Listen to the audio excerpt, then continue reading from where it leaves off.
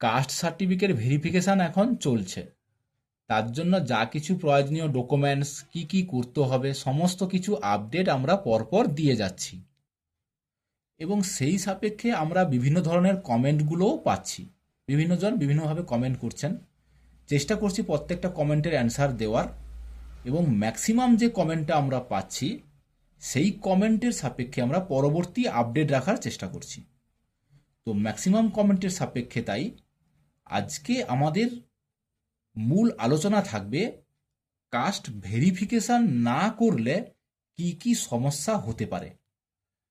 Particular 2011 সালের পরে যে সমস্ত ক্যান্ডিডেট, তারা এখন অনেকেই ভাবছেন যদি ভেরিফিকেশন না করি হয়তো কোনো প্রবলেম হবে না।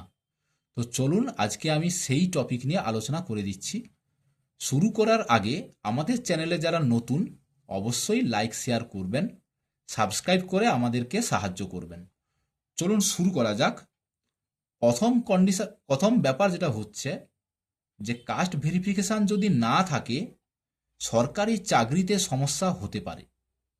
এই মুহূর্তে হয়তো স্টুডেন্ট আছেন, পরবর্তীকালে যখন কোনো গভর্নমেন্ট কি যে কোনো জায়গায় চাকরিতে যাবেন সেখানে ভেরিফিকেশান চলবে। 2011 পরে যারা ক্যান্ডিডেট, সাপোজ এখন এসএসসির ভেরিফিকেশান চলছে, কিভাবে চলছে? অফলাইনে সার্টিফিকেটটা দেখে নেওয়া হচ্ছে আর জেরক্স কপিটা নিয়ে নেওয়া হচ্ছে। সেই জেরক্স কপিটাকে যখন পরবর্তীকালে পোর্টালের মাধ্যমে দেখা হবে, ওয়েস্ট বেঙ্গল এসএসসির পোর্টালে আপলোড হবে, সেখানে কিন্তু দেখাতে পারে যে ভেরিফিকেশান নট ক্লিয়ার। তো তখন কিন্তু আবার ভেরিফিকেশানের জন্য আবেদন করতে বলা হতে পারে। এটা হচ্ছে প্রথম প্রবলেম আসতে পারে। 2 নম্বর যেটা হচ্ছে যে ভর্তি বা কাউন্সেলিংয়ে সমস্যা হতে পারে।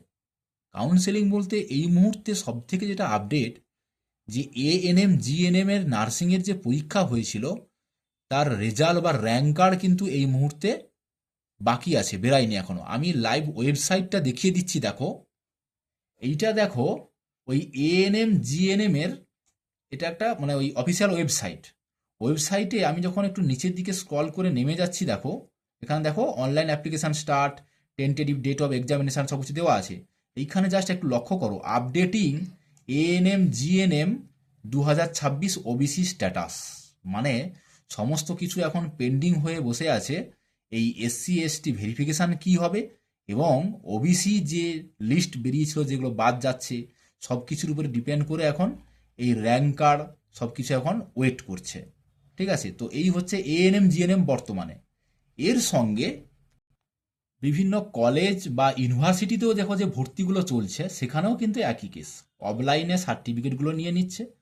তাতে হয়তো ভাবছেন কোনো সমস্যা নেই, কিন্তু পরবর্তীকালে যখন তারা ওয়েবসাইটে গিয়ে আপলোড করতে যাচ্ছে সেখানে কিন্তু দেখাতে পারে ভেরিফিকেশান নট ক্লিয়ার। তখন কিন্তু আবার সমস্যায় পড়তে পারেন।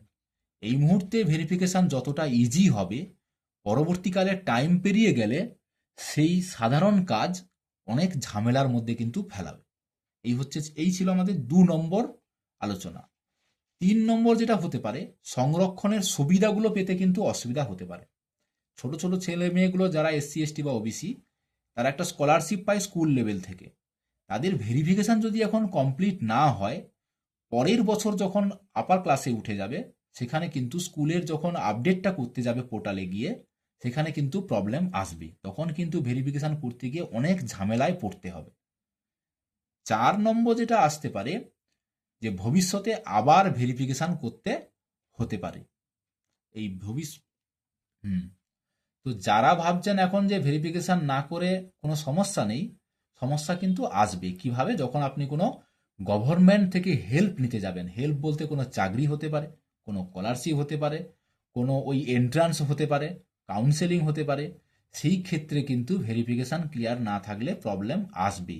এবং প্রবলেম যে চলছে, লাইভ যে বাদ চলে যাচ্ছে যাদের গিল্টি আছে, তাও আমি দেখিয়ে দিচ্ছি, দেখো অফিসিয়াল ওয়েবসাইটে গিয়ে, যে একেবারে রিসেন্ট কতগুলো নাম বাদ চলে গেছে এই ভেরিফিকেশনের দ্বারা। এই ওয়েবসাইটে গিয়ে আপনারা নিজেরাই দেখে নিতে পারবেন যে কাদের কাদের নাম বাদ চলে যাচ্ছে। দেখো আমি দেখিয়ে দিচ্ছি, এটা অফিসিয়াল ওয়েবসাইট। এখানে দেখো দপদপ করছে ক্যান্সেলেশন অফ কাস্ট সার্টিফিকেট। আমি এটাতে ক্লিক করছি। ক্লিক করলে সঙ্গে সঙ্গে একটা পিডিএফ জেনারেট হচ্ছে। সেই পিডিএফটা ডাউনলোড যখন হচ্ছে, আমি দেখিয়ে দিচ্ছি, এইটা দেখো পিডিএফটা জেনারেট হয়েছে, ডেটটা দেখো কলকাতা 22শে জুলাই 2026। যে সমস্ত নামগুলো বাদ গেছে সমস্ত নাম এখানে পরপর দেওয়া আছে। 22 তারিখ কিন্তু লিস্টটা বেরিয়েছে। এবং কোন এসডিও অফিস দেখো, কালনা, কালনা এসডিও অফিস, গুগলে সার্চ করে নেবে কোথায় কালনা, বুঝতে পেরে যাবে। দেখো এখানে এতগুলো নাম বাদ চলে গেছে।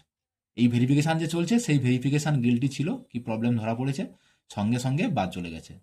তো সেই জন্য আজকে আমাদের ওপিনিয়ন থাকবে, অবশ্যই কাস্ট ভেরিফিকেশান অংশগ্রহণ করুন।